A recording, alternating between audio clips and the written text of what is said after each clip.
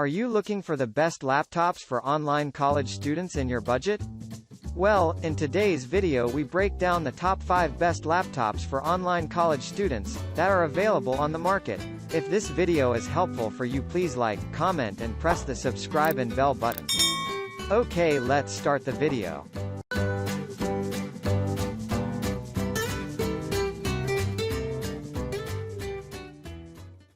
Starting at number 5, we have the ASUS Chromebook Flip C 434. Who needs Windows? Lots of people, actually, but there's a decent chance you don't. If your coursework is mainly restricted to writing reports, working in spreadsheets, and researching online, you can make do with a Chromebook like the ASUS Chromebook Flip C 434 and save a lot of money, not to mention avoid some inevitable Windows-related frustration along the way. This laptop's very affordable price tag comes courtesy of a modest CPU, meager 4GB of RAM, and barely their 64GB of onboard storage. Those things would be a serious liability with a full-sized operating system, but the Chrome OS and its web-based apps runs just fine.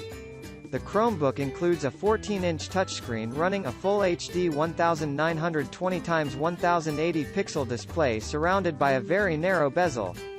That lets the laptop be no larger than a typical 13-inch laptop despite the bigger screen. The screen has a 360-degree hinge that lets you flip it any way you like. It can be tinted for presentations, used as a laptop, or flipped backward into a tablet. The keyboard is backlit and comes with a touchpad. On the connector front, you get a pair of USB-C and one USB-A port. Moving on at number 4. We have the Google Pixelbook Go M3 Chromebook. It's low-priced as laptops go, but the Google Pixelbook Go M3 Chromebook is a bit expensive as Chromebooks go. Its price is a reflection of the fact that this is a Google product, and intended to reflect what Google thinks the ideal Chromebook looks like. It's a little underpowered, with just an M3 processor, but it has 8GB of RAM and a full HD 1920x1080 pixel display in the 13.3-inch screen.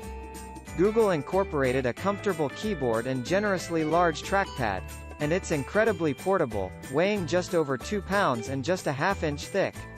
The laptop has a beefy battery, able to run for over 12 hours on a charge. It also supports quick charging, 20 minutes plugged into the wall nets you back over 2 hours of runtime. And for connectivity, there are a pair of USB-C ports.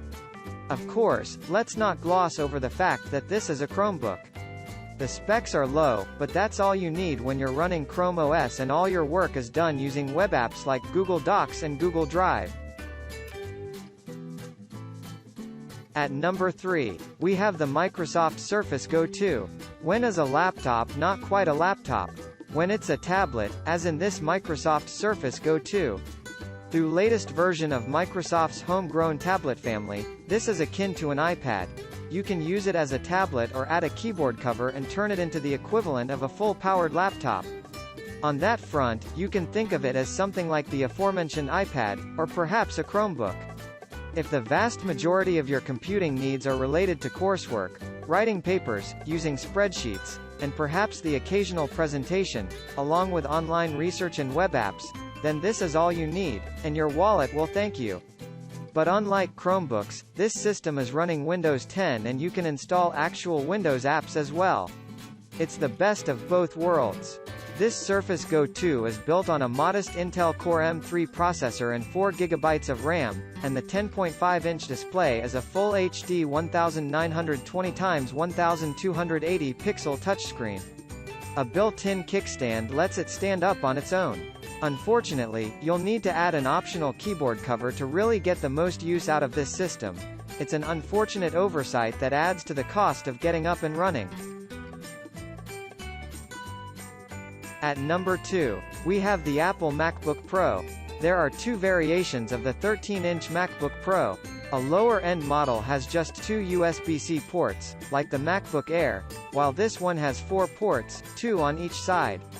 But no matter which version you get, those are all the ports you get. No Ethernet, for example.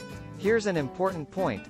This is the version of the MacBook Air from the spring of 2020, and as much it is powered by a mid-level Intel Core i5 processor, not Apple's proprietary M1 processor that is all the rage at the moment. But keep in mind that the Intel version of the MacBook is still a great laptop, and has the added advantage of not being back-ordered at the moment. It also includes 8GB RAM and a spacious 512GB SSD. One way to look at this configuration is that while Apple laptops have always been objects of desire, they're rarely good values. You can get a faster, better-equipped Windows-based laptop for the same price. Instead, what you're paying for here is a stew of elegant features. First and foremost is the Magic Keyboard, a dramatic improvement over the badly flawed butterfly keyboard used in last year's model. The Magic Keyboard is a more traditional scissor-style keyboard that's comfortable to type on and more reliable overall. And finally at number 1, we have the HP Chromebook. If your wallet is a primary consideration and you don't need a Windows-based laptop for classwork, then the HP Chromebook might be a compelling choice. It's priced so far under $500 that it's virtually an impulse buy, even for someone on a limited budget. HP can price this system so low because it's a Chromebook running a budget processor, AMD's AMD A4-9120, a dual-core CPU, with just 4GB OD fairly slow SDRAM and 32GB of onboard storage. All things considered, it's not an impressive configuration, but it doesn't need a lot of power to give you access to Google Docs and other web tools and websites. And the more conservative specs help it run for over 9 hours on a single charge. The touchscreen has a resolution of 1366 x 768 pixels and can open 180 degrees to lie completely flat for easy sharing with other people. There's an HD webcam built into the bezel as well. Need connectivity? The laptop has an SD media card reader, 2 USB-C, and 2 USB-A ports. You won't find, not surprisingly, HDMI or Ethernet. Thank you for watching this video. I hope you like the video. If the video is helpful for you, please like, comment and share to your friend. Then don't forget to subscribe. See you in the next video.